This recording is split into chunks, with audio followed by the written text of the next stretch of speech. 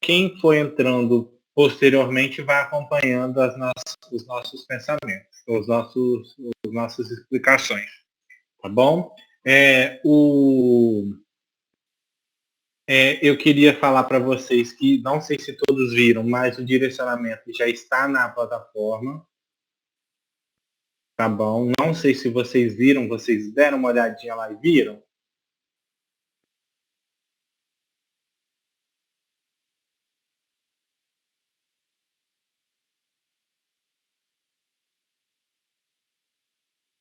Então, viram? Ah, que bom então. Então, dão uma lida nesse direcionamento. Quem leu já viu que a maioria das disciplinas foram cortadas, ou a maioria das aulas foram. Tá bem resumido, é isso que eu queria dizer, tá bem resumido, então vocês viram que algumas aulas que não são tão importantes, elas não serão cobradas na prova. Então, foquem no direcionamento e no que foi pedido lá. Eu sei que ainda é muita coisa, mas comparado com o que seria, a gente resumiu bastante coisa para vocês. Então, foquem ali, tá bom? No que é mais importante para vocês. E não deixem de aproveitar as outras opções que a plataforma dá, tá bom? Como eu já disse, Leandro, sempre falamos para vocês, tem o 0800 que vocês podem estar tirando dúvidas pelo telefone, tem as aulas na web que dão uma ajuda também, principalmente para entender, porque lá tem alguns esqueminhas que são mais didáticos, então também ajudam bastante. E leiam bastante, porque mesmo com direcionamento, se não ler e não estudar, não adianta que não tem como chegar lá na hora da prova e fazer uma boa prova. Então, mesmo com direcionamento, vocês têm que ler essas matérias. Não adianta só assistir às nossas videotutorias e não ler o material, porque na hora da prova, vocês sabem que a nossa disciplina tem bastante detalhes. Então, podem ser que vocês cheguem lá e não consigam lembrar das coisas. Então, quanto mais vocês estudar, é melhor. É melhor garantir a nota na P1 do que na P2. A P2 sempre o conteúdo é mais difícil. Então, tentem ir bem na P1 para vocês ficarem mais folgados na P2, tá bom?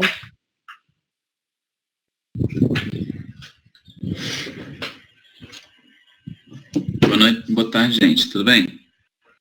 Oi, Leandro. Boa tarde.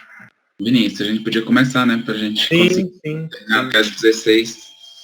Perdão, até as 18. Então, gente, como vocês viram, já tem um direcionamento. Então, a gente vai seguir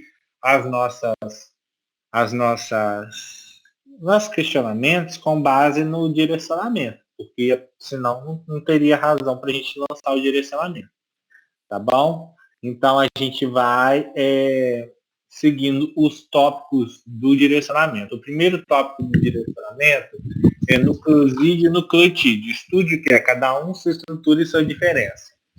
Sobre esse tópico, gente, vocês têm dúvidas sobre nucleosídeo, nucleotídeo, o que é um, o que é outro, qual é a estrutura de um, qual é a estrutura de outro, qual é a função de um, do outro?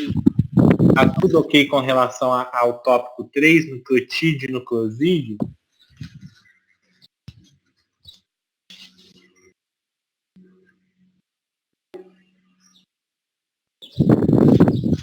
Nenhuma dúvida, gente? Tá tudo ok nessa aula, gente?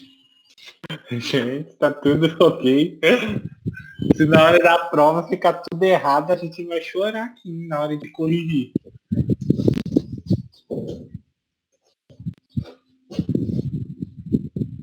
O Lucas tá falando abordar a replicação. A gente vai chegar nesse tópico, tá bom, Lucas? Então, ninguém tem dúvida sobre nucleotídeo e nucleosídeo. Então, tá ótimo.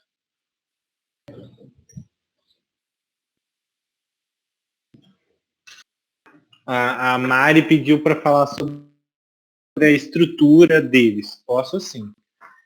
Vou colocar uma imagem aqui para facilitar para entender. A primeira coisa que vocês têm que saber é que o nucleotídeo e o nucleosídeo e o nucleotídeo, eles são moléculas que eles vão ajudar a compor o ácido, tanto o ácido ribonucleico quanto o ácido desoxirribonucleico, ou seja, tanto o DNA quanto o RNA, ele possui nucleotídeo e nucleosídeo. No caso, o que acontece? O nucleosídeo, ele é uma molécula precursora. Então, ele não é uma molécula madura, é como se fosse uma etapa para ele se tornar um nucleotídeo. Então, o nucleosídeo é como se fosse uma molécula imatura, que ainda não se transformou, ainda não virou um nucleotídeo. Quando ele vira um nucleotídeo, ele está pronto para exercer essa função. Não sei se vocês viram, mas o nucleotídeo ele tem algumas funções. Que ele tem função principalmente como carreador de energia química e também ele ajuda como cofator enzimático para algumas reações. Então, é muito importante vocês saberem isso. E aqui eu botei a imagem errada para vocês. Deixa eu botar de novo aqui.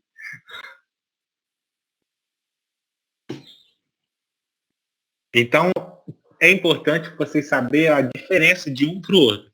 Como o nucleosídeo é uma molécula imatura, vocês podem ver que ela não está completa ainda. Ele não tem todas as ligações. Porque aqui, ó, o nucleosídeo, como vocês podem ver, ele tem o quê? Ó?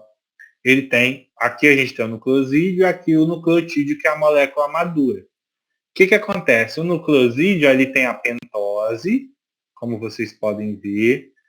O nucleotídeo também tem a pentose, que é o açúcar. O nucleosídeo tem a base nitrogenada e o nucleotídeo também tem a base nitrogenada. Porém, vocês podem ver, ó, que o nucleotídeo ele tem o radical fosfato e o nucleosídeo ele não tem o radical fosfato. Então, basicamente, o que faz a diferença estrutural dessas duas moléculas é que o nucleosídeo ainda não tem o radical fosfato, enquanto o nucleotídeo ele possui. E por isso ele se torna uma molécula madura e pronta para poder se ligar e formar a estrutura, tanto do DNA quanto do RNA. Tá bom? A diferença estrutural tá bom? Tá aí. Só que a função nucleotídeo, o nucleosídeo não tem uma função porque ele é imaturo. Mas o nucleotídeo tem função, tanto como carreador de energia, como de cofator enzimático. Tá bom? Acabei de repetir agora, Mary. Ouviu?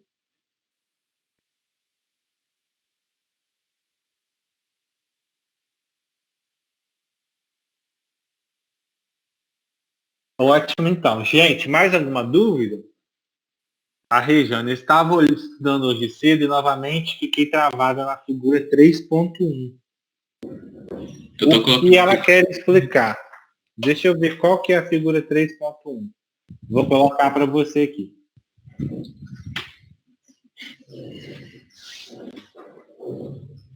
É muito fácil essa 3.1. Essa 3.1 é um esqueminha, tá bom? Quem perguntou, não lembro quem perguntou agora. Foi a Regiane. Então, Regiane, esse daqui é um esqueminha que está mostrando o que acontece se a molécula sofrer hidrólise. O que é a hidrólise? É uma quebra por água. Quando a água quebra, no caso, uma molécula, há uma hidrólise. Tá bom? E o que acontece? Aqui está mostrando o que acontece, Regiane, com cada molécula se houver hidrólise. Então, se o ácido nucleico sofrer hidrólise, o que vai acontecer? Vai haver uma mistura de nucleotídeos. Por quê? Porque o ácido nucleico, ele nada mais é do que vários nucleotídeos organizados. Se você quebrar eles, vai estar tudo misturado. Se essa mistura de nucleotídeo sofrer uma hidrólise, o que que vai acontecer aqui? Vai haver uma mistura tanto de nucleosídeos. Por quê? Porque o nucleotídeo, quando ele é quebrado, ele vai perder o quê? O fosfato. Então, pode haver uma mistura de nucleosídeo, que é o nucleotídeo sem o fosfato, e aqui, ó, o fosfato liberado. Porque o nucleotídeo, quando perde o fosfato, ele vira um nucleosídeo. E quando esse nucleosídeo ele sofre uma quebra, o que vai gerar? Vai gerar duas substâncias. Uma são as bases nitrogenadas e outra é a pentose, que é o açúcar. Ok, Regiane? Ele só está mostrando o que acontece quando a quebra dessas moléculas. Só para complementar a fala do Vinícius aí em relação a essa figura, gente, a gente tem sempre que lembrar que o ácido nucleico lá, ele é formado por essas três moléculas aqui. A base nitrogenada, a pentose, que é o açúcar, e o radical fosfato. Então, a figura nada mais é do que o processo de separação desses três componentes, entendeu? E aí, essa separação ela acontece a partir da ação de algumas enzimas que estão definidas aí, como a DNase, a RNase, a nucleotidase fosfatase e a nucleosidase. E a água. Esses produtos que a Regiane está perguntando para onde elas vão, eles ficam disponíveis na célula.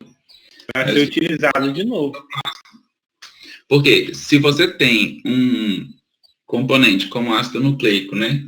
Você tem ali um produto que é formado por três componentes diferentes, que é o fosfato, o açúcar e a base nitrogenada, ele veio de algum lugar. Ele veio exatamente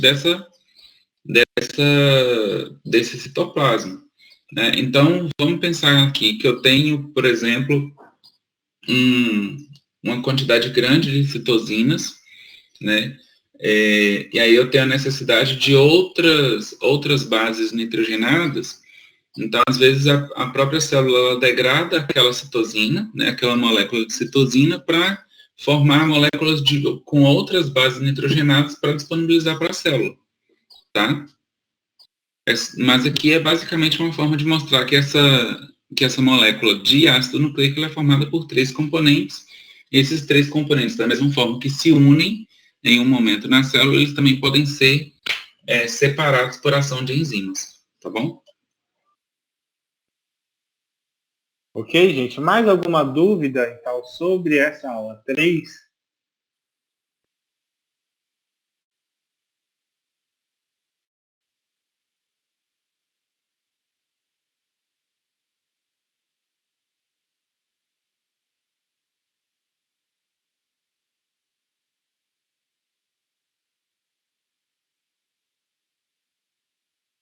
A Lourenço, eu tenho. Então, coloca aí, Lourenço. Eu respondi uma pergunta sua tem pouco tempo na plataforma. Pode perguntar aí, Lourenço.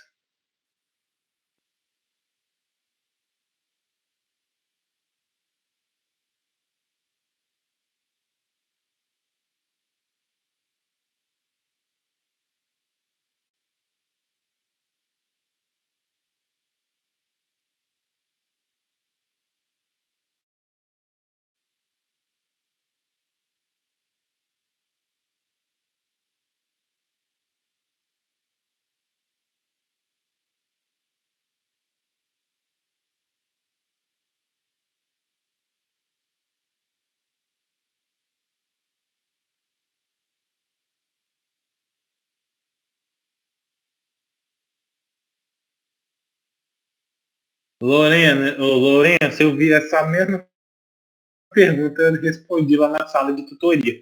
Você não pode pensar que a adenina vai ligar com citosina, porque isso não vai acontecer. Se isso acontecer, é um erro, é uma falha. Isso daí vai gerar uma mutação, que é a aula 13, mutação tautomérica, quando uma base nitrogenada se liga de forma errada com outra. Então, isso não é o comum. Você não pode pensar que vai, se a adenina ligar com a citosina, o que isso vai acontecer na dupla hélice? Uma mutação. Mas isso daí é aula 13, mutação tautomérica. Quando uma base, eu te expliquei isso na sala de tutoria lá. Quando isso acontece, é uma mutação, que pode ser maléfica ou não. Tá bom? Isso vai depender. Ok, Lourenço? E é interessante também deixar claro o seguinte, que as bases, elas têm aquelas regiões de ligação das pontes de hidrogênio que desfavorecem essas ligações diferenciadas, tá? Então, quando a gente tem uma ligação, né, de uma citosina com a guanina, uma timina com a adenina, isso acontece porque há uma compatibilidade entre essas duas bases. Uma base como adenina e citosina, elas não são compatíveis, né? Porque essa compatibilidade ela está de adenina com timina ou com uracila, se for o caso de um RNA, tá bom?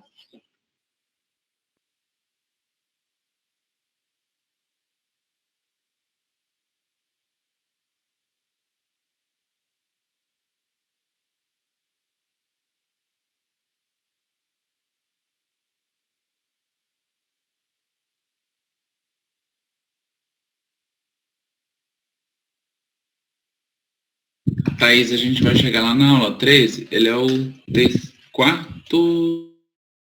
quinto tópico aqui do nosso direcionamento, a gente vai chegar lá. A Mary está perguntando, só para fechar, é preciso saber as ligações da base do grupamento fosfato junto com a pentose e o tipo de ligação que forma o polímero do ácido nucleico? Tem que saber as ligações, tá bom? Pontes de hidrogênio, ligação fosfodiéster, tem que saber sim, tá bom? Isso é o básico do básico.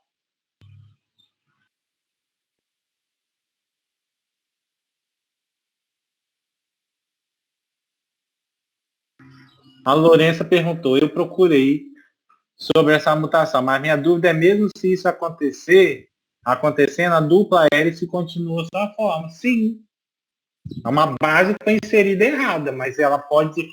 Você lembra na aula de reparo, quando uma base é inserida errada, o que acontece, Lourenço? Isso tem um sistema de reparo para corrigir isso. Então, tenha tanto a polimerase 1 quanto a 2, elas revisam para ver se tem algum erro. E se tiver um erro, ela substitui essa base que está errada pela certa. Entendeu? Isso não vai abalar a estrutura do DNA, até porque se você tiver uma mutação, até mesmo se essa mutação não for reparada e gerar uma mutação mesmo, se esse erro não for reparado e gerar uma mutação, você vai continuar com a estrutura do DNA dupla hélice. Não vai afetar. O que vai afetar ali, no caso, é a consequência desse erro, que pode ser uma coisa boa ou ruim, muito provavelmente ruim, mas não necessariamente. Tá bom? Então você não tem que muito pensar no macro, na estrutura geral. Isso é mais micro. O que vai acontecer ali estrutural? Não no DNA, até porque o DNA, o genoma vai continuar a voltar. Só vai ter um erro ali. Caso não for corrigido pelo sistema de reparo. Porque a maioria é corrigido. Se ele não corrige, aí sim que vai gerar uma mutação. Mas o comum é corrigir. E outra coisa também em relação à estrutura, a gente tem que lembrar que isso aí é algo pontual que acontece, né, em um par de nucleotídeos, e dentro da molécula de DNA, a gente tem centenas de pares de nucleotídeos, tá? Então, são muitos pares de nucleotídeos. Então, se pensar em questão de proporção, é uma proporção muito pequena, é 1 para 1 milhão, 1 para 100 mil, pelo menos, tá? Em relação a essa alteração que vai acontecer aí. Então, é uma alteração que vai afetar a expressão de uma proteína, de uma regulação ali, onde essa alteração vai acontecer, mas não afeta a molécula como um todo.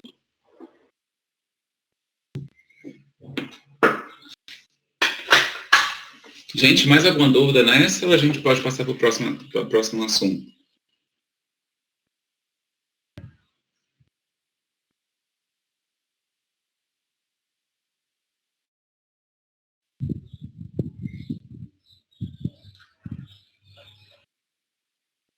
o próximo assunto é sobre DNA e RNA, né? Lá no direcionamento é o seguinte: estudem sobre DNA e RNA. É importante saber seus aspectos funcionais e estruturais. E esses assuntos, eles estão na aula 4, nas aulas 4 e 5. Quais são as dúvidas de vocês sobre esses assuntos? Coloque para a gente, por favor.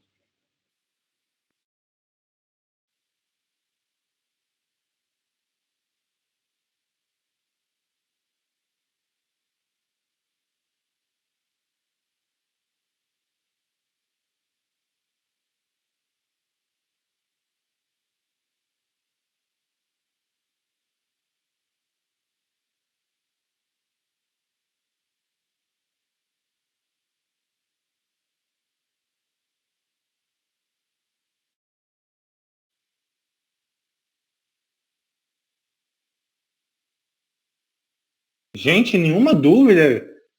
Vocês estão sabendo tudo para a prova, é isso mesmo? Estrutura de DNA, RNA, aula 4 e 5, vocês sabem a diferença de um para o outro, vocês sabem quais os tipos de RNA, a diferença dos tipos, tá tudo na ponta da língua, sentido 3 linhas, 5 linhas. Se cair para desenhar uma molécula de DNA lá, estrutural, vocês sabem tudo.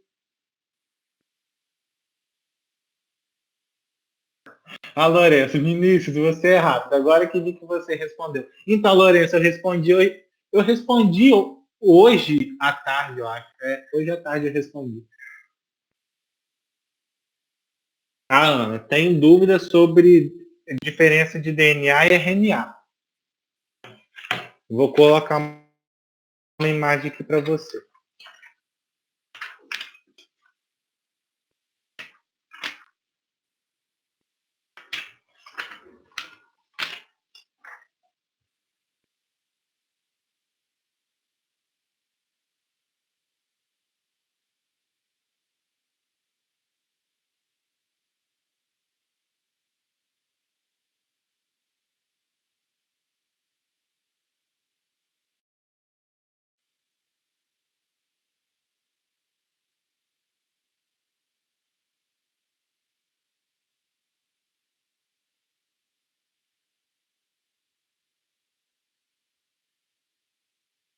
Então, gente, aí a gente tem ó, o, o, a diferença do DNA para o RNA. Isso vocês têm que saber de trás para frente e de frente para trás. Sem isso daqui, é quase que impossível fazer a prova. Se vocês não sabem a diferença do DNA para o RNA, vocês vão errar quase tudo. Então tem que saber a diferença de um para o outro. Tá bom? Então aqui a gente tem alguns parâmetros que são comparados. O nucleotídeo, açúcar, base purínica, base pirimidínica e a função. E aqui a gente tem as moléculas. Então, qual é o nucleotídeo do DNA? É desoxirribonucleotídeo. E e o do RNA é o ribonucleotídeo. Por quê? Porque o açúcar do DNA é a desoxirribose. Já o do RNA é a ribose. Quais são as bases purínicas do DNA? São adenina e guanina, e a do RNA também é a adenina e a guanina. Não muda. Porém, a diferença está nas bases pirimidínicas. No DNA, as bases pirimidínicas são citosina e timina, e na citosina e timina, e no RNA é a citosina e a uracila, tá bom? Já com relação à a principal função do DNA é armazenamento da informação genética. Já a do RNA é a transferência de informação genética. Ou seja, levar essa informação que está no DNA lá no núcleo para o ribossomo no citoplasma para produzir uma proteína. Tá bom?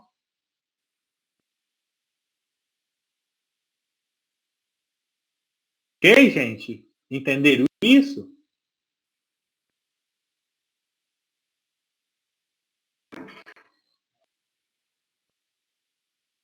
Deixa eu ver para cima se ficou mais dúvida.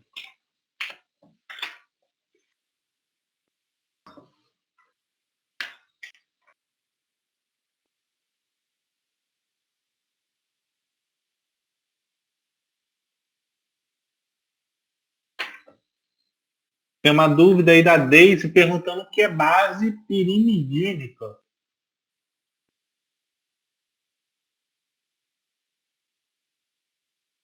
Vou colocar aqui para você.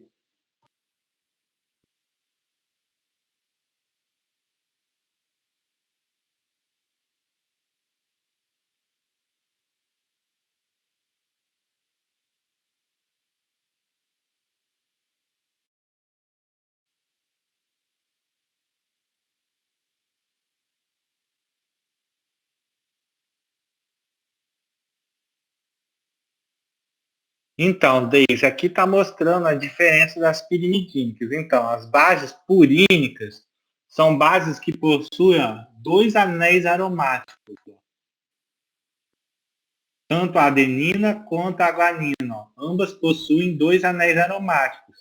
E elas vão se ligar com as pirimidínicas, Deise, que possuem somente um anel aromático. Então, juntando uma purina com uma pirimidínica, serão três anéis aromáticos. E as bases purínicas, elas são a adenina e a guanina, ambas com dois anéis aromáticos, e as pirimidínicas possuem um só anel aromático, a timina no DNA e a citosina também possui um anel aromático, e no RNA a timina é substituída pela uracila, que também possui um anel aromático. O que diferença? O que o Deis, a diferença estrutural aqui, ó, nos anéis. Essa imagem dá para ver direitinho.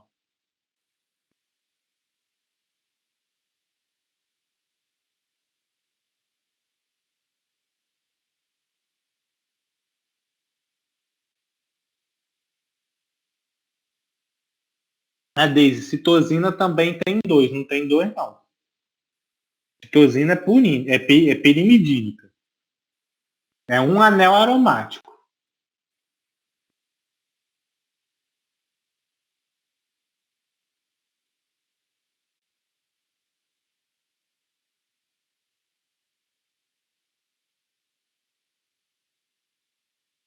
Ok, gente? Entenderam isso?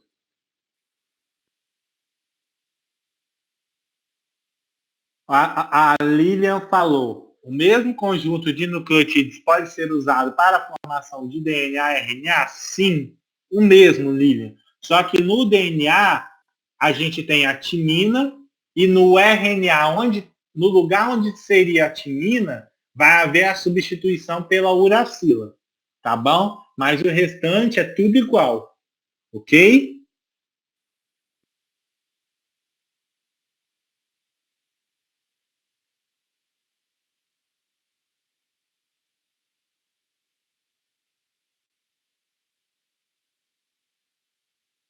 Ok, então.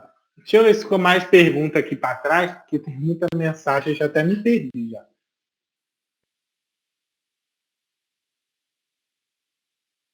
Vinícius, que eu vi não tem não, mas gente, se tiver alguma dúvida, alguma coisa aí, coloca aí pra gente, por favor, de novo.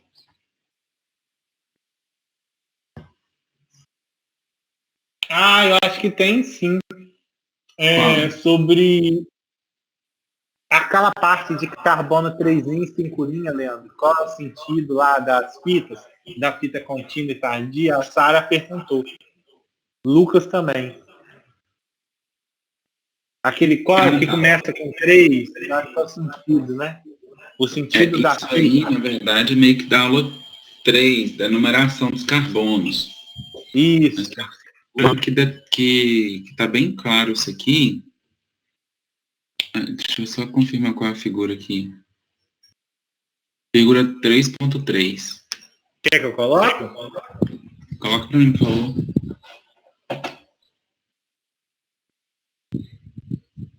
Três ponto três? Isso.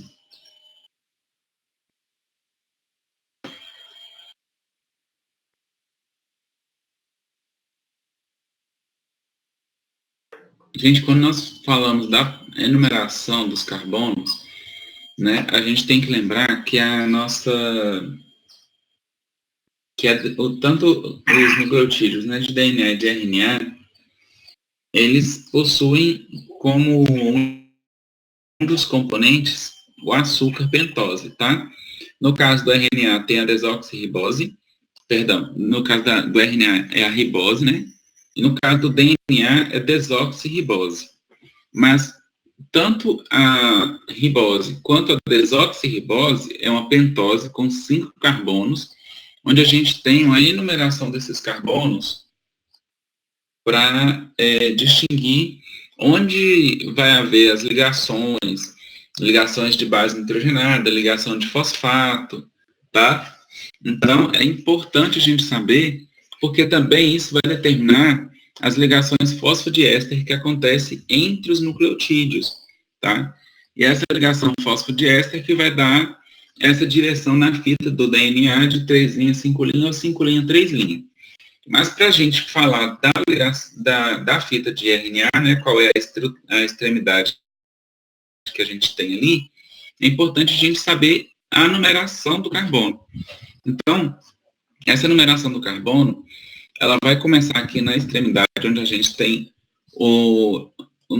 uma das quinas aqui, né, tá? Uma das arestas da nossa pentose, ligada a um radical OH, tá? E aí a gente vai fazendo a numeração no sentido horário. Então, a gente tem o carbono 1 aqui, o carbono 2 é o próximo, o carbono 3, o carbono 4, o 4 ficou um pouquinho fora, o carbono 4, e o carbono 5, ele não faz parte necessariamente do anel, né, da pentose fechada, mas ele está ligado ao carbono 4 dessa estrutura, tá? E ele sempre vai fazer parte da nossa pentose, tá? Ela é pentose exatamente porque tem 5 carbonos e 5 arestas, tá? Isso vai acontecer tanto no RNA quanto no DNA. Lá no DNA a gente tem aqui, ó, 1, 2 linha, 3 linha, 4 linha e 5 linha. E por que isso é importante?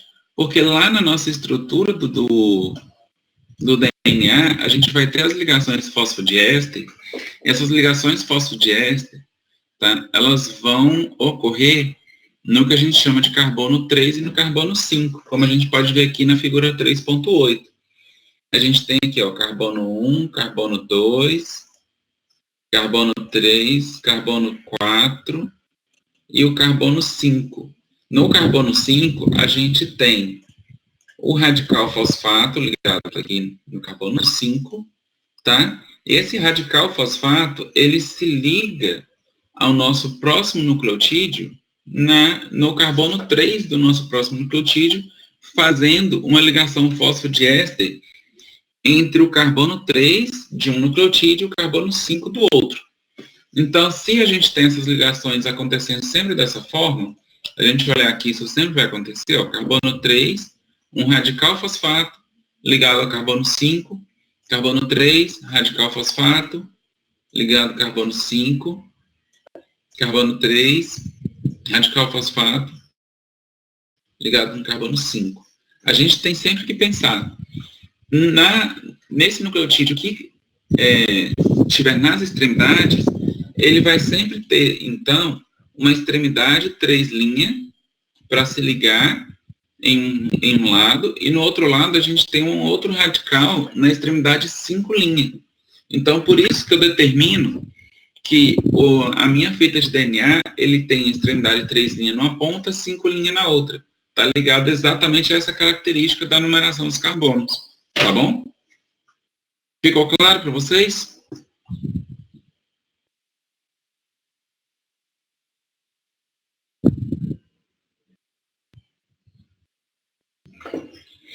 Ótimo.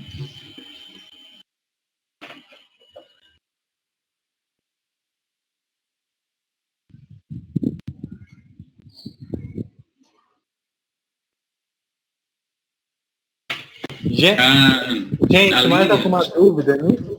A Lilian tinha colocado aqui se os conjuntos de nucleotídeos podem ser usados para formar tanto DNA quanto RNA. Você tinha respondido, Vinícius? Não, eu respondi, sim. Respondi. Vocês viram aqui na outra figura que eu coloquei aqui, ó, essa outra figura 3.3, que a gente colocou aqui, ela deixa isso muito claro, que a gente tem aqui, ó, a pentose do RNA e a pentose do DNA. Então, são açúcares diferentes. Por que esse açúcar é diferente? Eu tenho o radical OH, o outro eu não tenho o radical OH. E isso faz toda a diferença, tá? Isso aí vai determinar se meu ácido nucleico, ele é de um DNA ou de um RNA. Isso aí que vai diferenciar, tá bom? Teve uma outra dúvida aqui. Leandro, teve uma dúvida da diferença do DNA para RNA. É basicamente isso aqui que eu acabei de falar. O que vai modificar, a diferença que a gente tem de um DNA para RNA, em questão de estrutura, além de outras características, né, em questão estrutural, é essa questão do açúcar pentose.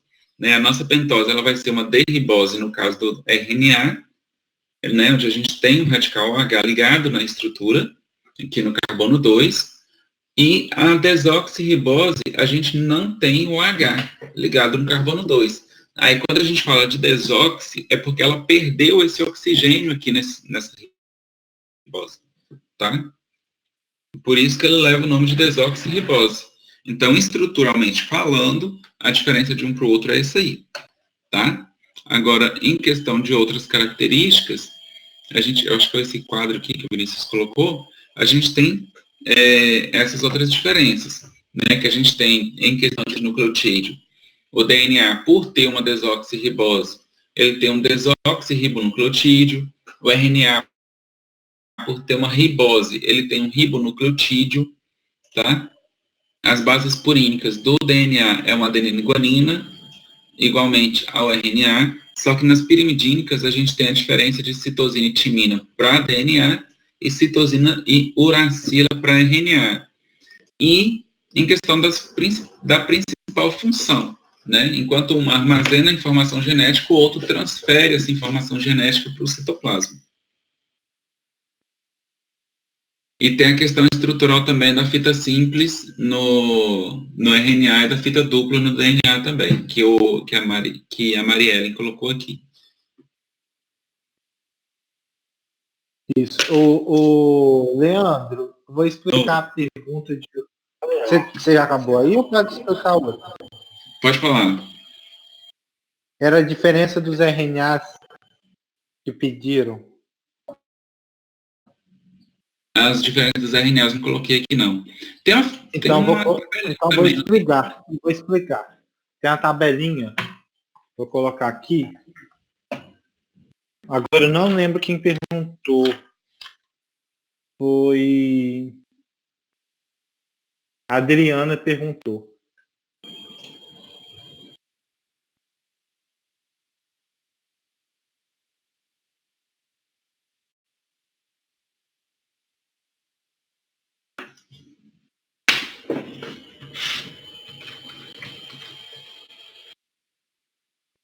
O Vinícius está colocando na tabela aí, a Mariellen perguntou se a forma estrutural do RNA é uma fita simples helicoidal. O helicoidal ele se dá pela ligação das duplas fitas, tá? Da estrutura e das duplas fitas. No caso do RNA, ele é mais linear mesmo. Então, gente, aqui, ó, Adriana, a gente tem os principais tipos de RNA. Só lembrando que os 3 mais principais são esses daqui, ó. Mas ambos são importantes, tá? Mas se perguntar quais são os principais, são os 3 primeiros. Tá bom? E aí ele pergunta, aí tem a explicação de cada um deles. O RNA mensageiro, ele é importante porque ele leva a mensagem que está no núcleo, que é produzida pelo DNA, para o citoplasma em direção ao ribossomo, onde vai ser produzida uma proteína. O RNA de transferência, o transportador, ele ajuda na transferência desses aminoácidos. É como se fosse no transporte dos aminoácidos para formar a proteína em si. O RNA ribossomal, ele é parte integrante do ribossoma, ou seja, ele é constituinte, tá bom? É uma parte constituinte do ribossomo. Tem outros RNAs que não são tão comuns, mas não são tão importantes, mas é legal vocês saberem também, porque podem ser cobrados. Tá bom? Os RNAs heterogêneos nucleares, eles são precursores do RNA mensageiro e outros RNAs. A gente tem um RNA nuclear pequeno, que eles são importantes por participarem de diversos processos no organismo, incluindo o splice, que é um processo que a gente vai ver lá na 2, tá bom? A gente tem os RNAs nucleares pequenos, que ele ajuda no processamento e nas modificações químicas dos RNAs ribossomais. A gente tem os RNAs citoplasmáticos pequenos, que eles atuam na seleção de proteínas para excreção, ou seja, para excretar aquela proteína, para liberar aquela proteína. E também há outros tipos de RNAs. E travou aqui para mim. Também há outros tipos de RNAs que eles são importantes que participando de diversos processos, incluindo aqui a síntese de telômeros, a inativação do cromossomo X, o transporte de proteínas. Então, há várias funções do RNA. Então, todos esses RNAs, eles são bastante importantes, tá bom? Eles são bastante importantes, mas os 3 que estão em vermelho são mais importantes ainda. Mas é legal vocês saberem todos os outros. Tá bom, gente? Isso. Foca nos 3 primeiros, mas tem que saber o restante. Mas foca nos 3 primeiros. Tá bom? Mais dúvidas, gente? Ficou alguma dúvida aí para trás?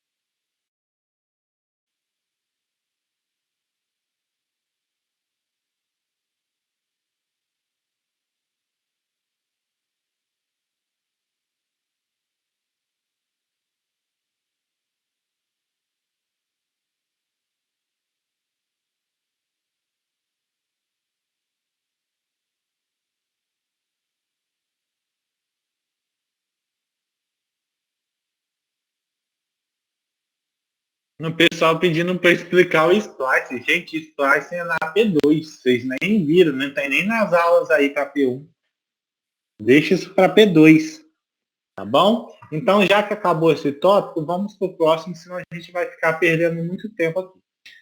O próximo tópico é: compreenda a importância da compactação do DNA, saiba quais são as etapas de compactação, como elas ocorrem, quais estruturas e moléculas estão envolvidas nesse processo. É a aula 8, gente. Dúvidas sobre a aula 8? Podem colocar aí. Bom?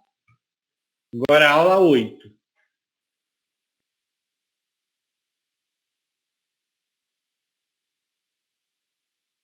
Gente, vocês estão me ouvindo? Leandro, eu estou com áudio? Tá sim, Oi, Vinícius. oi. Tô te ouvindo. Ah, porque ninguém comenta nada, por isso.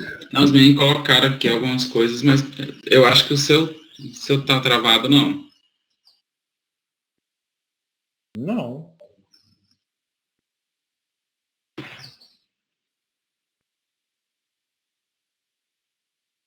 A Mari pediu para explicar sobre as histonas. Então, Mari, as histonas, elas são proteínas que elas servem como se fosse um carretel de linha. Essas histonas, o que elas fazem? Essas histonas, elas enrolam, ajudam a enrolar o DNA. Por quê? O DNA, se a gente for desenrolar ele todinho, ele tem mais de 2 metros de comprimento. Ele é gigantesco para uma célula microscópica. Então, como que ele faz para caber dentro da célula? Ele é todo enrolado e compactado até chegar ao último grau de compactação, que é o cromossomo metafásico. Então, para compactar, uma das proteínas essenciais nesse processo são as histonas, né? A principal, a única, né? No caso. Porque a histona ela que serve como um carretel que vai enrolando esse DNA. Então, através disso é que começa o processo de compactação do DNA. Ele caber dentro do núcleo da célula e ficar organizado de uma forma de fácil acesso para a célula. Tá bom?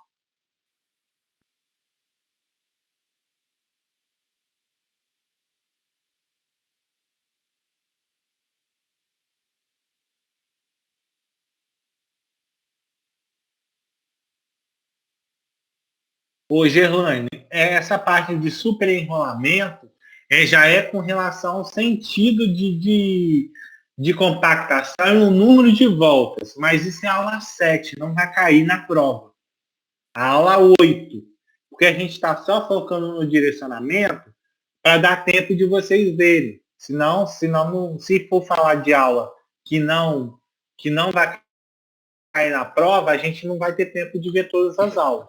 Tá bom? Tá bom, Na mesma situação ali do Marcelo, que ele pediu para explicar sobre o splicing, tá? Como não vai... Isso, eu falei que é a aula da P2. A gente vai dar foco nessas aulas que estão no direcionamento, tá?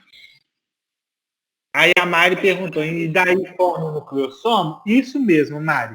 A primeira estrutura formada, né, na compactação do DNA é o nucleossomo. Que o nucleossomo ele é formado por um octâmero de histonas. Ou seja, 8 histonas se agrupam, formam o octâmero e vão enrolar o DNA por mais uma volta, mais 3/4 de outra.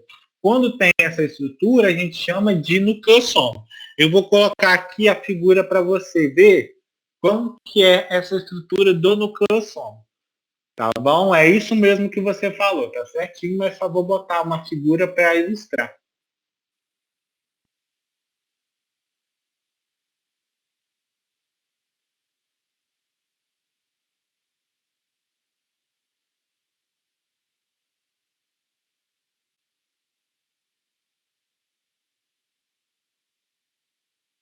Então, gente, aqui a gente tem a estrutura do nucleossomo, né?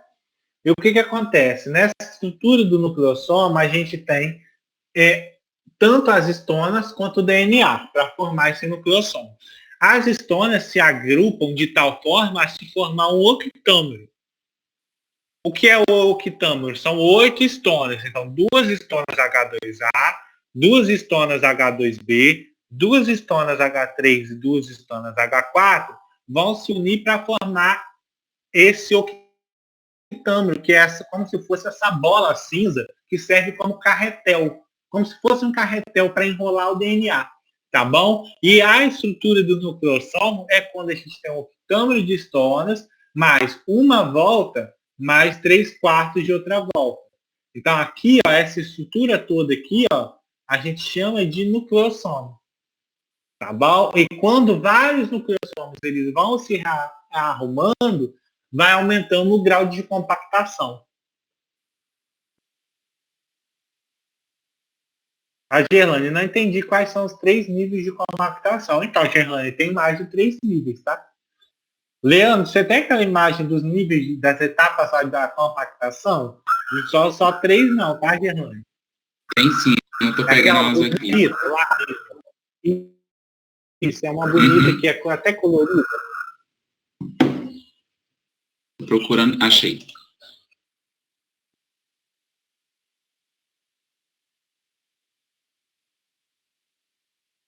Tá carregando aí. Espera um pouquinho, gente, que ele tá carregando. Essa, não é? Isso mesmo. Então, gente, eita, sumiu para eu rabiscar. Ah, é porque você tá como apresentador. Você vai falar ou eu, Leandro? Não pode falar, eu complemento, peraí. Tá. Então tá, eu botei aqui para mim. Então, gente, aqui ó, é as etapas da compactação então, do DNA. Até aqui a gente tem um DNA dupla fita comum. Esse DNA ele começa a mudar a começar a sua compactação por meio da formação do nucleossomo. A partir do nucleossomo, o que que acontece? O nucleossomo ele vai espera um pouco, eu rabisquei errado. Então, a primeira etapa da compactação aqui, ó, é o DNA fita simples. É o DNA fita dupla no estado normal, heteroduplex. Então, ele está em dupla hélice e ele está normal. A segunda etapa de compactação aqui é o DNA está complexo com as histones. Então, começa a formação das histones. As histones começam a se ligar no DNA. E logo após isso, já é formada a etapa 3, ó, onde a gente tem a formação do octâmero, que é onde tem o nucleossomo. Então, o que, que consiste aqui? Nesse passo, as estonas, elas se agrupam de 8 em 8 para formar esse octâmero e se enrolam com uma volta mais 3/4 de outra para formar o que? Esse nucleossomo. A próxima etapa do compactação consiste num agrupamento de nucleossomos, que a gente costuma chamar de colar de contas, que é como se fosse uma linha formada por várias estonas, como se fosse um colarzinho de pérolas, onde cada pérolazinha fosse o nucleossomo. Então é isso que acontece. O quinto passo, o que, que acontece? Esses nucleossomos, eles aumentam, começam a se agrupar para formar uma fibra de 30 nanômetros. Então ele vai aumentando a capacidade. Só lembrando que o nucleossomo é cerca de 11 nanômetros. E ele, o próximo passo, ele aumenta para 30. Então ele mais que duplica o grau de compactação. Logo após, o que vai acontecendo? Vai acontecer na etapa 6, onde há a formação de alguns loops de cerca de 300 nanômetros. Então, cada vez mais esse DNA está sendo inovelado, tá bom? Logo após, o que, que vai acontecer? Vai vir a etapa 7, onde essas fibras elas são compressadas, elas ficam como se fossem apertadinhas, cada vez mais apertadinhas, até chegar ao grau de 700 nanômetros. Então, ela está aumentando o grau de compactação. E, por último, a gente tem a etapa do cromossomo metafásico, que no cromossomo, que é cerca de 1.400 nanômetros. Então, o DNA, cada vez ele vai se compactando. Só lembrando que ele parte de 2 nanômetros para chegar a 1.400. Então, olha o quanto que ele se compacta para caber dentro da célula. Então, o DNA dupla hélice é cerca de 2, ele vai se compactando por 11 nucleossomo, 30, onde acontece a formação de um agrupamento maior, 300, onde já começa a haver loops, 700, onde esses loops são cada vez apertados, compressados um com outros, apertadinhos, até chegar à formação do cromossomo, onde é 1.400. Então, olha quanto que ele é compactado. A Poliana pergunta qual a importância disso. Então, a importância disso é para ele caber dentro da célula. Pensa comigo, o DNA ele é gigantesco, ele tem cerca de 2 metros. Se ele não for compactado, ele não cabe no núcleo da célula. Então, por isso é importante essa estrutura toda para o DNA ser compactado, tá bom, Poliano? Ok?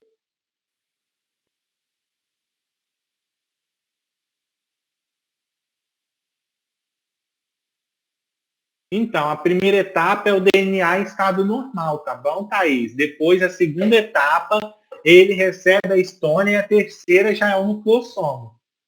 Então, nessa imagem aí, ó, tem todas as etapas. São oito etapas.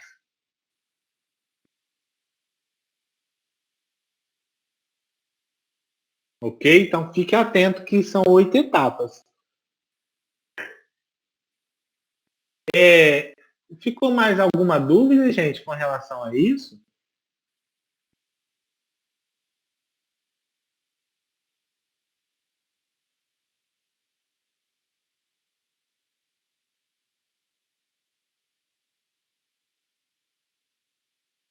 Mas é quando senão a gente vai para o próximo. Senão a gente vai para o próximo tópico, para dar tempo. Agora já é 5h10, a gente tem até 6 horas.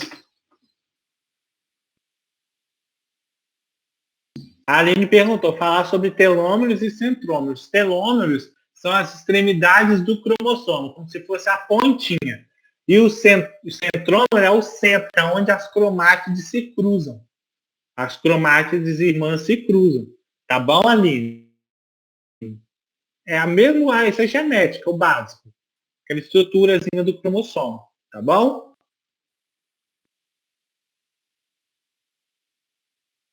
Então vamos para o próximo tópico. Próximo tópico. Estudem como ocorre o processo de replicação do DNA na fita líder, contínua e na tardia, descontínua. É muito importante saber a função das enzimas que atuam nesse processo. Dúvidas sobre replicação, gente?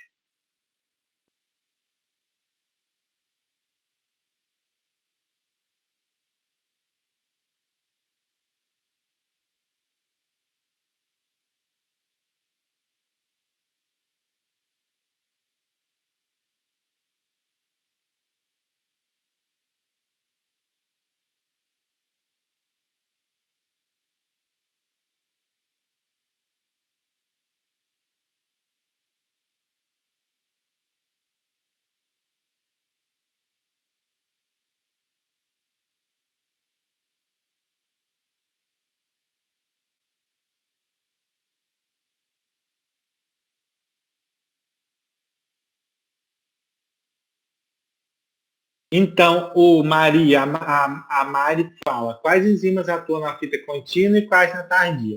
Então, praticamente todas que atuam na tardia, na líder vai atuar na tardia. Na contínua vai atuar na tardia, ambas. A única diferença é que na tardia atua a ligase, que ela não atua na contínua porque não há necessidade, porque os fragmentos de Okazaki só são formados na tardia. Então, quais enzimas atuam na fita contínua? É a helicase, a DNA polimerase 1, 2 e 3, a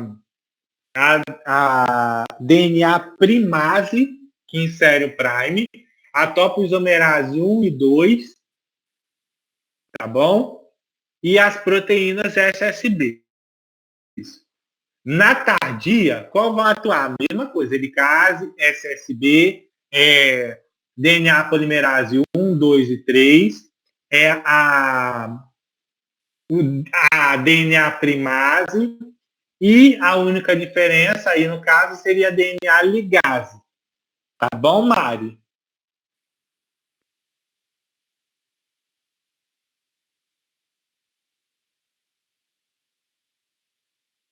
Ok, gente?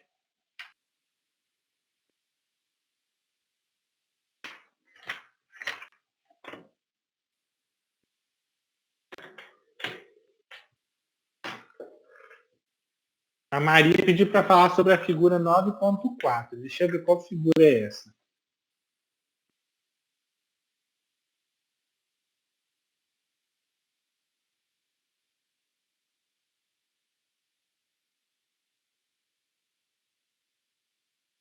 Vou colocar assim. A Mari fala, DNA primase que permite sintetizar os fragmentos de Okazaki, que em síntese, que sintetiza DNA polimerase. Então, Mari, sem a DNA primase não é formado a síntese na fita tardia. Por quê? Porque a DNA primase ela vai inserindo vários primes e depois a polimerase 3 vai sintetizando a molécula de DNA a partir daí, formando os fragmentos de Okazaki que a DNA ligase vai ligando. Tá bom? Eu vou colocar a imagem aqui da figura que a Maria pediu para explicar, que é a 9.4.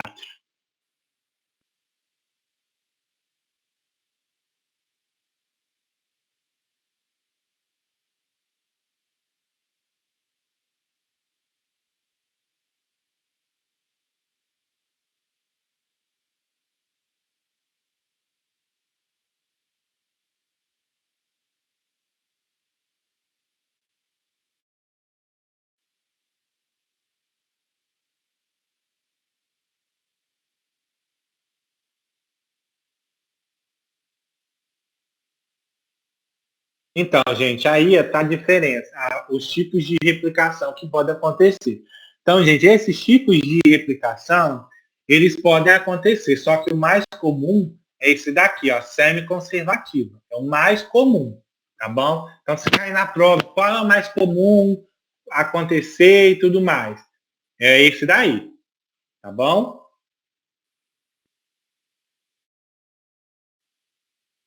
Ele é o mais comum de se acontecer. E como que ele, no caso, ele acontece? Então, vamos lá. Explicando. Essa semiconservativa, vocês podem ver que a semiconservativa, aqui a gente tem uma molécula preta, e essa molécula preta, ela vai doar uma fita para essa e uma para essa. E a partir disso, vai formar o quê? Vai formar fitas mescladas, ou seja, na semiconservativa, cada uma das duas fitas vai servir de molde para a formação de uma outra molécula de DNA. A gente costuma chamar de fita-mãe. Por quê? Cada uma das duas fitas vai servir de molde para a formação de outra fita, complementar, tá bom? No outro tipo é semiconservativa. Por que semiconservativa? Porque vocês podem ver que não há mesclas entre as fitas pretas e fitas brancas. Aonde tem uma molécula toda preta, ela vai continuar toda preta. Aonde tem uma branca, ela vai continuar toda branca. Então, ali, ó, a fita é conservada, ela é replicada de forma a se manter igual. Então, como se fosse uma cópia literal. Não é igual a semiconservativa, onde uma serve de molde para outra. Aqui não, é tudo igual, tanto uma quanto a outra. Ok? E na dispersiva, o que acontece? Na dispersiva,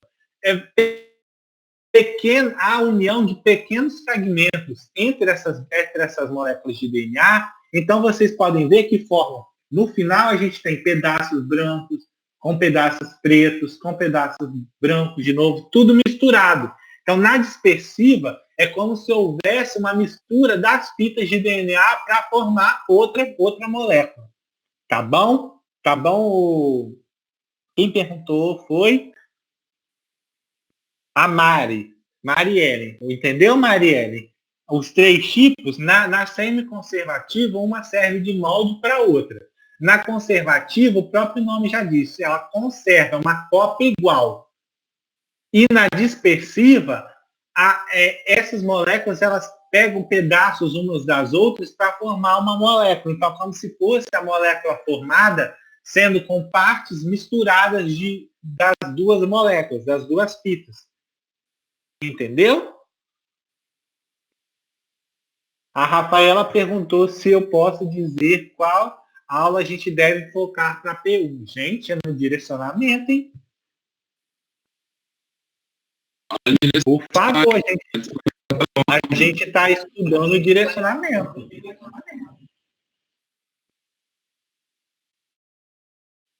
O direcionamento está na plataforma, ele foi lançado ontem.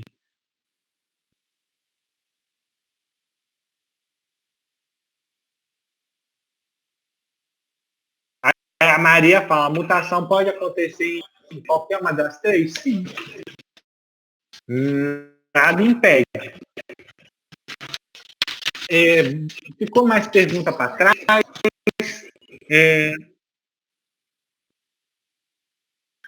A Mari perguntou quais enzimas atuam, eu já falei. A Maria pediu para explicar essa figura, eu expliquei.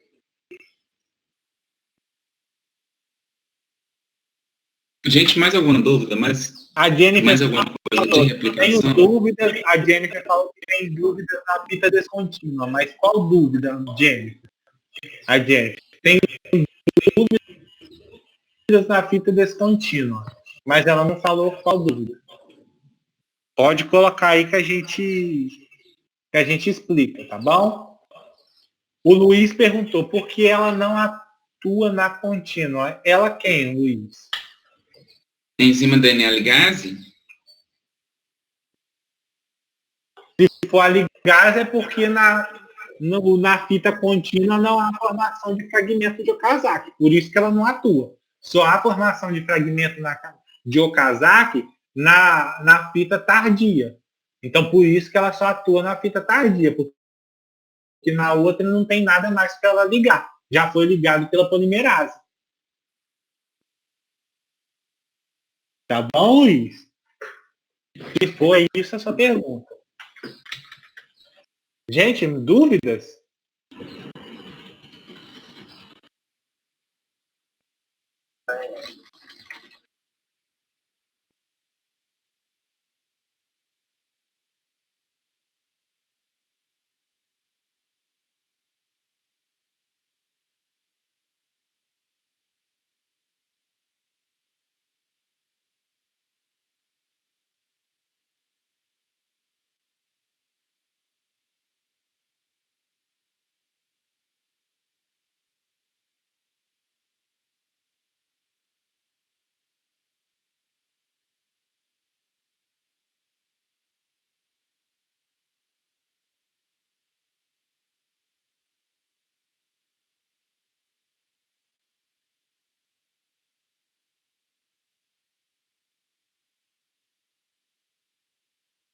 Gente, nenhuma dúvida sobre a aula de replicação. Vocês sabem a replicação toda, então vamos para o próximo tópico do direcionamento. Vocês não estão participando da videotutoria de revisão. Aí chega na prova, vocês vão errar coisa que a gente podia estar explicando aqui. Gente, foquem no direcionamento. A gente falou com vocês para estudar toda a matéria, que a gente ia liberar o direcionamento. Esse direcionamento geralmente era liberado no domingo, e vocês ainda tiveram o direcionamento liberado ontem. Olha só, ganhar mais 2 dias, tem um fim de semana inteiro para estudar, sendo que vocês já tinham que ter estudado as matérias de todas as aulas. Então, assim, deem uma atenção, porque se não estudar, não adianta. A prova vai ficar puxada para vocês que não estudarem, tá? Para quem estudar, é fácil, é tranquilo para fazer a prova. Agora, se não estudar, não tem jeito.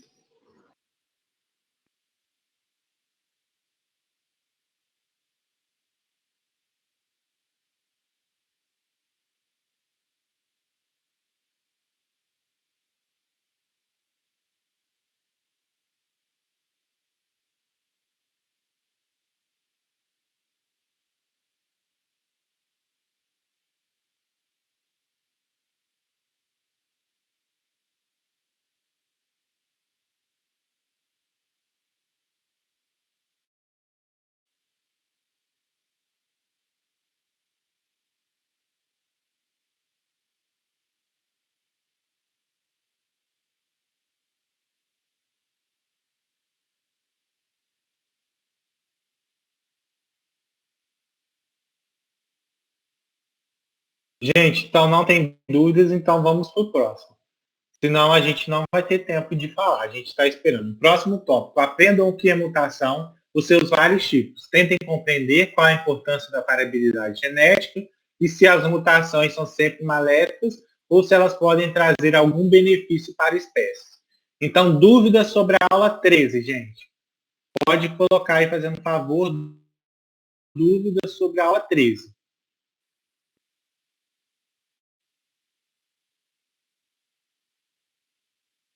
Thaís, qual a sua dúvida sobre a aula 13 agora, que a gente te explica? É que eu não lembro, tem tempo que você escreveu, eu não lembro de cabeça a pergunta. Ah, as mutações não sense, ótimo. Vou colocar, tem até uma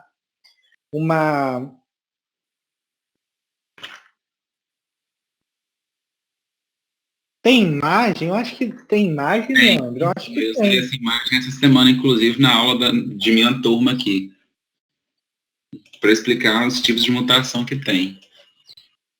Estou colocando ela aqui Deixa eu já. ver qual é a imagem. É a Ah, 13.3. é porque eu tô na aula 15, é a aula 13. É, mutação é Esse 13. aqui, ó. Gente, quando nós falamos de mutação, a mutação ela acontece por alteração de um nucleotídeo ali numa base nitrogenada no DNA, tá? Daquele indivíduo que foi mutado.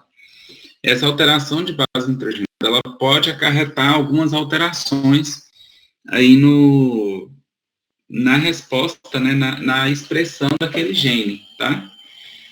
Quando a gente tem aqui, né, 4 situações onde nós temos a condição normal, né, sem ocorrer nenhuma mutação nem nada, aqui que eu coloquei em vermelho, tá? E a gente tem as outras mutações, tá? A mutação que a gente tem aqui inicial é a mutação onde houve alteração da base do... Meu Deus, peraí. A mutação da base, né, que era aqui TAC lá em cima, e aí passou a ser TAT. A gente teve uma alteração no RNA, que é transcrito, nessa pequena porção do DNA, mas não houve alteração do aminoácido que é codificado por esse RNA. E aí, dessa forma, aconteceu a minha mutação, mas a minha mutação ela é considerada como silenciosa, porque não houve alteração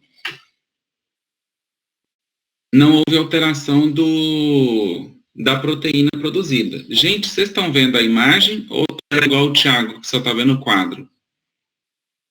Leandro, eu vejo perfeitamente. Vejo tudo direitinho. Thiago, eu vou pedir você então para sair. Aí entrar de novo. Porque pode ser um problema na sua internet. Deve ter acontecido algum problema aí que você não está conseguindo visualizar. E aí, se você tiver dúvida de novo, você pergunta aqui que eu explico novamente. Então, gente, quando a gente fala que a mutação aconteceu e ela é silenciosa, é porque houve alteração da base, mas essa alteração de base não afetou a proteína, formando, então, uma proteína que a gente chama de normal, porque não houve alteração do aminoácido que aquele códon codifica, tá? E aí a gente teve aqui, numa outra situação, uma alteração que gerou um RNA diferenciado, e esse RNA ele codificou um aminoácido diferente. Ao invés de codificar uma tirosina, ele codificou um ácido aspartico. E aí a gente chama esse DNA, essa proteína de proteína defeituosa. Dentre vários aminoácidos que ela tinha que ter, um deles era a tirosina. Mas ao invés de ter a tirosina naquele ponto, ela teve a adição de um ácido aspartico. Então, a proteína ela é defeituosa e a gente chama esse tipo de mutação como missense. Outra condição que a gente tem é quando ocorre a alteração da base, há uma alteração no meu RNA e esse RNA ele codifica uma parada da tradução. Vamos supor, era para eu ter 100 aminoácidos na minha proteína, aí lá no 30º códon, apareceu aí, por causa da mutação, esse stop códon. O que vai acontecer? Ao invés da minha proteína ter 100 aminoácidos, ela vai ter 30, tá? E aí vai fazer com que a minha proteína ela se torne incompleta. Por isso que ela é chamada de nonsense, tá? Então, a dúvida aí da nossa colega aí, que eu não lembro o nome, que a dúvida está lá atrás, a respeito do nonsense, ela ocorre exatamente quando a alteração, ela deixa de codificar um aminoácido para codificar uma parada de tradução, que é o stop codon. E aí, a nossa proteína fica incompleta, porque ela não produz a quantidade total de aminoácidos que deveria, tá bom? A nonsense é sempre quando acontece o stop codon. Exato. A Marta perguntou a diferença das mutações espontâneas para induzidas. Então, Marta, as mutações espontâneas, elas ocorrem aleatoriamente no nosso organismo. Quando, vamos supor, por algum erro na revisão das polimerases e passou algum erro, alguma coisa aleatória, que por acaso aconteceu, vamos supor, um erro durante a replicação, e assim por exemplo. Já quando é induzido, é algum agente que induziu essa mutação. Vamos supor, radiação, luz UV, mais outros exemplos, que agora até me perdi aqui. Radiação, luz UV, algum fator. O que acontece? Quando a gente fala das mutações que são espontâneas, elas acontecem por causa de produtos oriundos de algum metabolismo, como é o caso das lesões que a gente tem no DNA. As lesões, elas ocorrem por causa de algum produto ali, alguma alteração que aconteceu dentro do metabolismo do indivíduo, que vai reagir, que vai afetar o DNA e lesionar esse DNA, alterando alterando o nucleotídeo daquele DNA, causando a mutação. Ou então, pelo próprio erro na replicação, porque a enzima DNA polimerase, ela é uma enzima muito eficiente. Ela consegue ler o DNA molde e adicionar os nucleotídeos com muita eficiência, mas às vezes ela erra. Tá? A taxa de erro é de 1 para cada 100 mil nucleotídeos que ela adiciona. Então, a cada 100 mil nucleotídeos que ela adicionar, há uma probabilidade dela adicionar um nucleotídeo errado. Então, é uma taxa muito alta, mas existe um erro aí por causa dessa proteína. Então, também pode acontecer a adição de um nucleotídeo errado e no momento da conferida, né, desse processo de replicação, esse erro passar despercebido. E aí a gente tem um outro tipo de mutação, que é o erro por replicação, que também é uma mutação importante. Já na mutação induzida, tem a ação de produtos químicos, tá? Ou de condições físicas. A esses produtos químicos, a gente tem os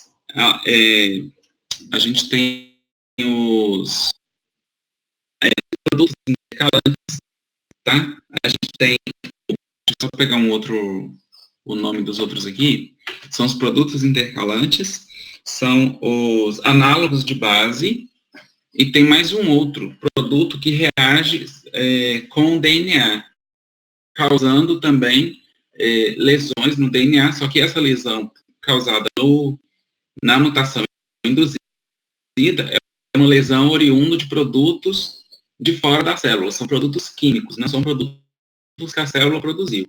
E de forma física, a gente tem as radiações ionizantes e não ionizantes. Aí a gente vai encontrar raios X, raios gama e raios ultravioletas. Todos esses três causando mutações aí, por causa da energia que a gente tem dentro da mutação. Energia essa que é suficiente para retirar retirar um nucleotídeo do DNA e no momento da célula tentar recuperar aquela lesão que a radiação provocou, acabar tendo uma adição de nucleotídeo errado ali, naquele ponto, tá bom?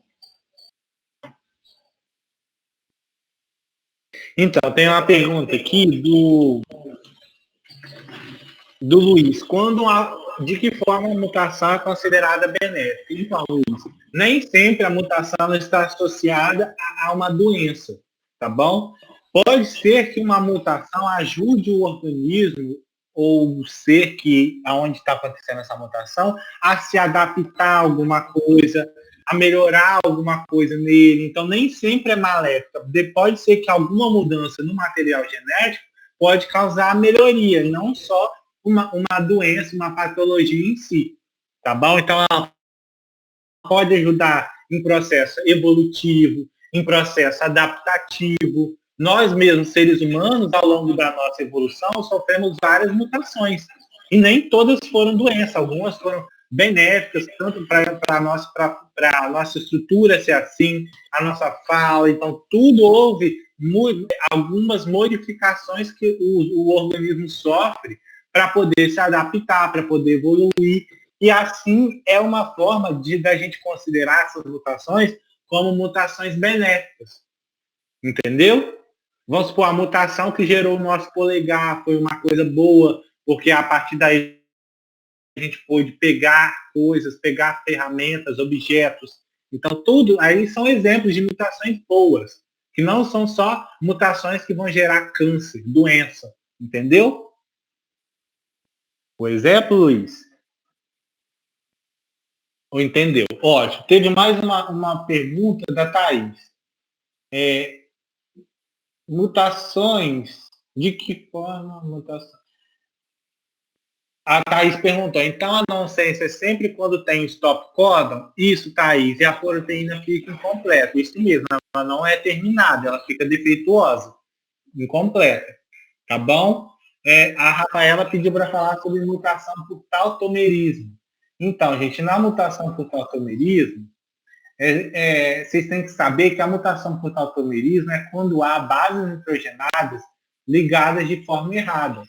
Tá bom? O que acontece? O normal é a adenina se ligar com a timina por duas pontes de hidrogênios e a citosina se ligar com a guanina por três pontes de hidrogênio. Isso no DNA, tá bom, gente? Isso é o comum. Só que pode acontecer da adenina se ligar com a, vamos supor, com a guanina. Pode acontecer da adenina se ligar com a citosina. Pode acontecer, da citosina se ligar com a adenina.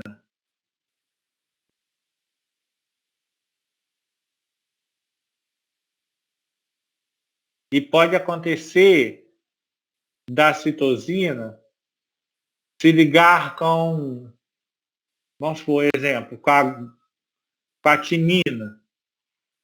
Então aqui, gente, aonde ele está se ligando errado aqui, vocês podem ver, que o que acontece. E há outros exemplos. Se outras bases, vamos supor, a guanina se ligar errado aqui, é só um exemplo para ilustrar, tá bom, gente?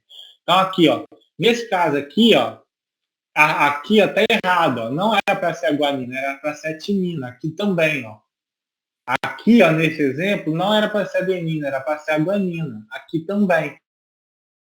Então, quando há bases nitrogenadas, elas são ligadas de forma equivocada, onde há um erro na base, o que acontece? A gente tem essas mutações que a gente chama de tautoméricas, ou tautomerismo, que são mutações causadas por erro na ligação da base nitrogenada. Ok? Quem perguntou, eu não lembro agora, mas alguém perguntou sobre tautomerismo. Ficou entendido, gente? O que é o tautomerismo? Quando bases nitrogenadas se ligam de forma errada. Entendeu, Rafaela? Ela que perguntou. Ótimo, então, gente. Ficou mais alguma dúvida aí para cima que a gente não viu? Senão a gente vai para a última aula, que é a aula de recombinação. Ficou alguma coisa aí que a gente não viu para responder?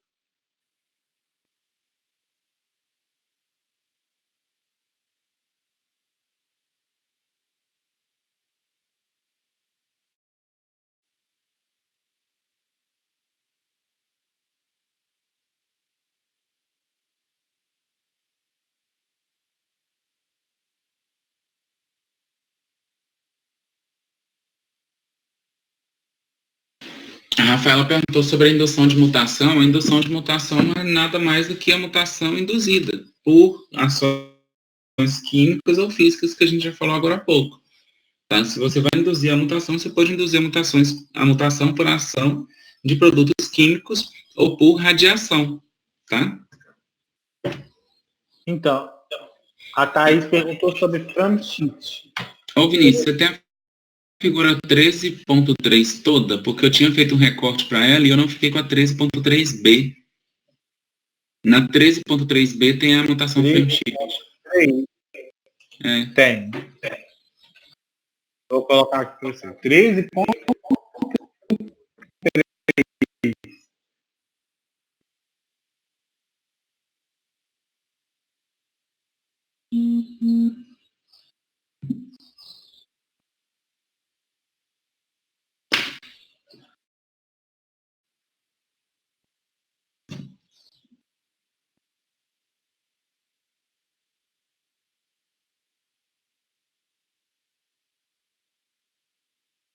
É a letra B, Leandro?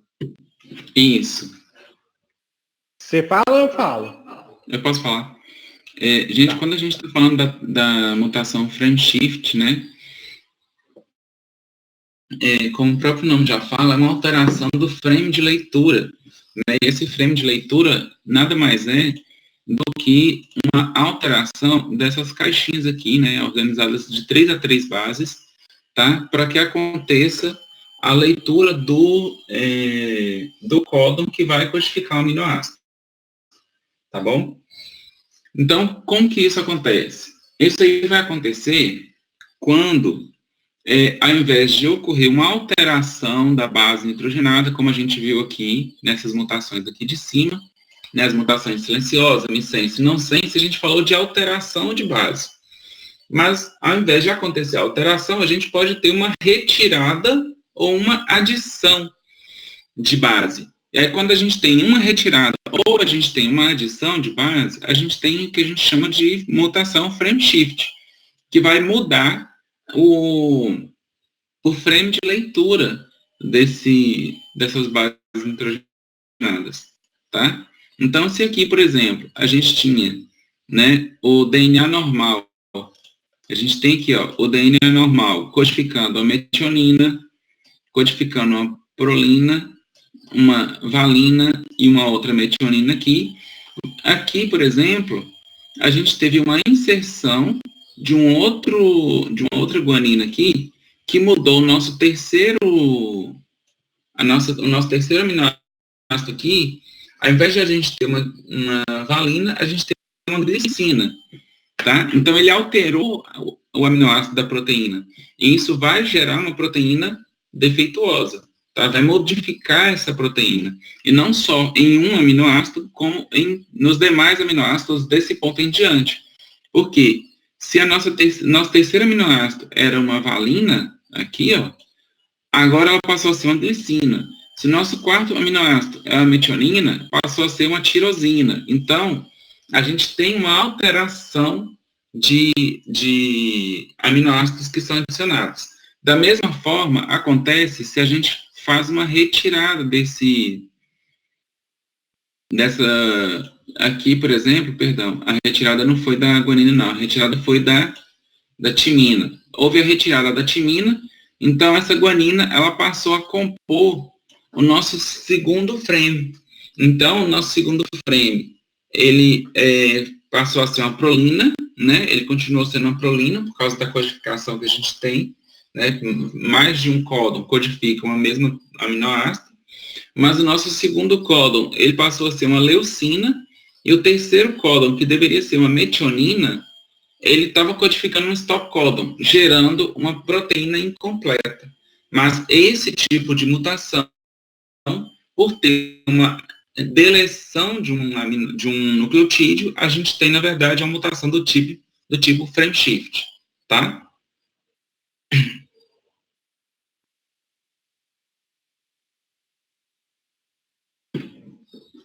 A Thais ainda colocou assim, então é quando há perda ou ganho de base? Exatamente. A mutação Framshift, ela vai acontecer quando você tem uma adição, uma deleção, ou uma perda ou ganho de base, tá?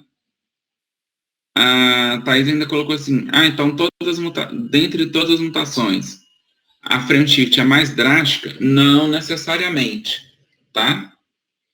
Depende de qual consequência aquela mutação vai trazer para o indivíduo. De qual proteína que a gente está falando, o que essa mutação vai trazer como consequência para o indivíduo, tá? Então, a gente falar de mutação ser mais drástica ou não, fica um pouco complicado porque leva em consideração outros fatores também, além dessas alterações dos aminoácidos que são adicionados na proteína, tá? Porque, às vezes, por que eu falo isso? Porque, assim, se a gente olhar, por exemplo, na inserção, no exemplo de inserção que nós temos, né, toda a cadeia, ela vai se modificar. Mas, se você tiver alteração de um aminoácido na cadeia e produzir uma proteína defeituosa, mesmo que ela esteja defeituosa só em um aminoácido, ela é defeituosa e ela não vai exercer aquele papel biológico dela. Tá? Seja ele para uma enzima, seja para uma proteína que vai defender aquela célula de algum ataque, de alguma coisa, entendeu? Então,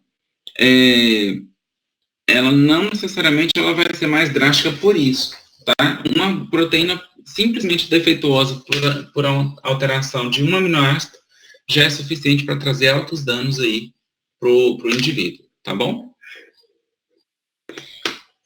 O Enildo, ele perguntou se é possível que uma mutação fique imperceptível na genética de um indivíduo. É o caso da mutação silenciosa. Vai alterar o aminoácido aqui, tá? Ele não é mais um TAC, perdão, ele passa a ser uma timina, adenina, timina, mas ele continua codificando o mesmo aminoácido. Então, ele se torna uma mutação silenciosa. A mutação aconteceu, mas não trouxe alterações na proteína que é produzida, tá? Isso mesmo. Leandro, vamos então para a aula da recombinação. Faltam 10 minutos. Só para matar essa questão de mutação, a Regiane colocou o seguinte: se a mutação é espontânea, como podemos induzi-la? Ou é espontânea ou é induzida. Ou é induzida. Não é uma ou outra. Tá? Então, gente, sobre recombinação, vocês têm dúvida da aula 15?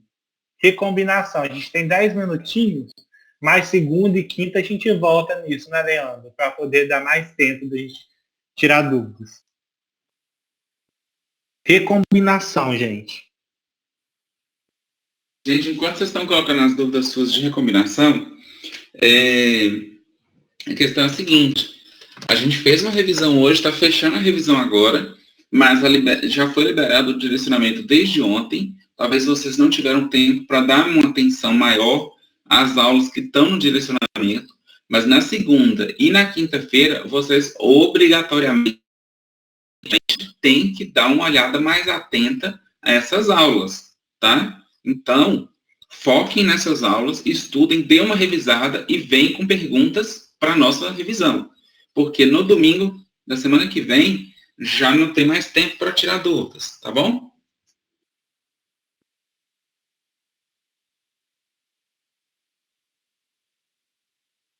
Gente, nenhuma dúvida sobre recombinação?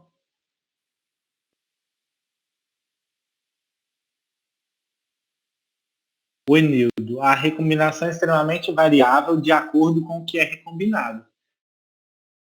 Então, o Enildo, o que é recombinado é os telômeros, né? A recombinação acontece nos telômeros, nas extremidades do cromossomo. Então, são regiões ali onde esses DNAs onde estão ali, eles podem ser trocados.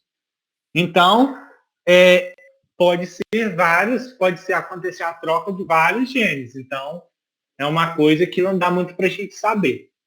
É uma coisa bem variável, como você disse. Gente, mais alguma dúvida de recombinação? Recombinação é tranquilo, mas tendo dúvida pode colocar aí. Recombinação homóloga e não homóloga. Deixa eu ver se eu tenho uma figura.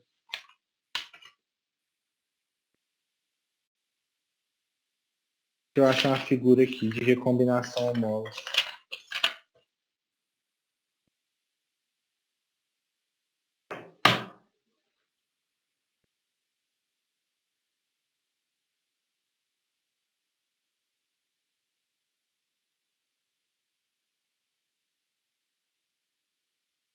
Tem uma imagem aqui.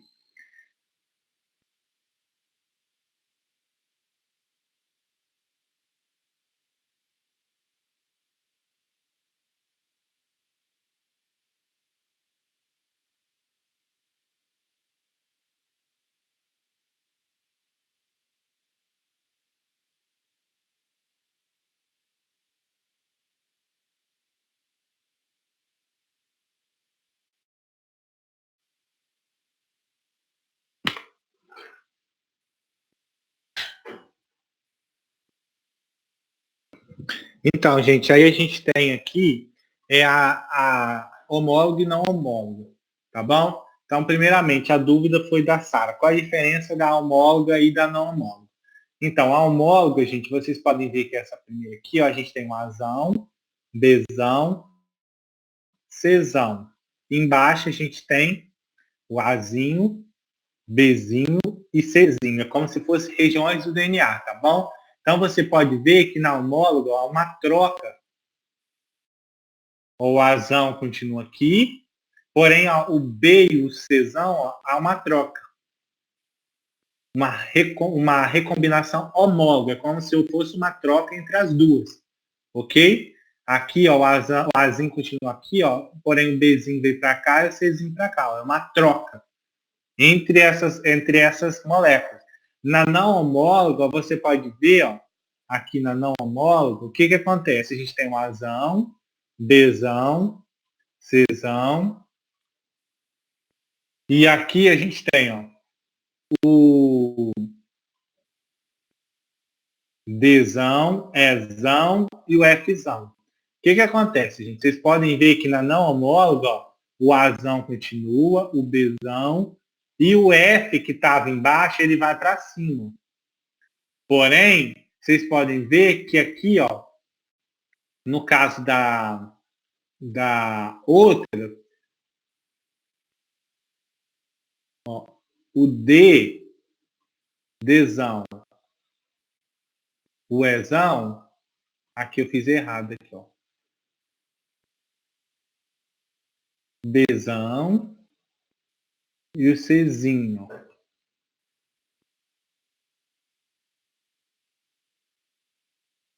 Aqui, ó, tem uma outra, ó. D, E e o F. Vocês podem ver que no lugar aqui, ó, há uma troca do Fzão com o Czinho. Não, do F com o C. Então, o que acontece? A recombinação homóloga, como vocês viram ali na primeira, ela vai envolver os segmentos do DNA que tem uma alta homologia, ou seja, que são altamente parecidos. A outra não. Na não homóloga, vai envolver fragmentos que não têm de DNA, que não tem similaridade. Vamos supor, aqui ó, no primeiro a gente está recombinando A com A, B com B, C com C. A gente só muda o tamanho dele. Igual A, Azão, Azinho, Bzão, Bzinho. Czão, Czinho. Na não homóloga, você vê que já são regiões que não são similares. A com D, B com E, F com C. Então, por isso que é não homólogo, porque acontece essa troca em regiões que não são similares, igual a homóloga. Ok? Então, é basicamente isso daí que você tem que saber, tá bom, Sara? A Mari pergunta se transposição vai ser cobrada. Então, não está no direcionamento, Mari. Então, provavelmente não.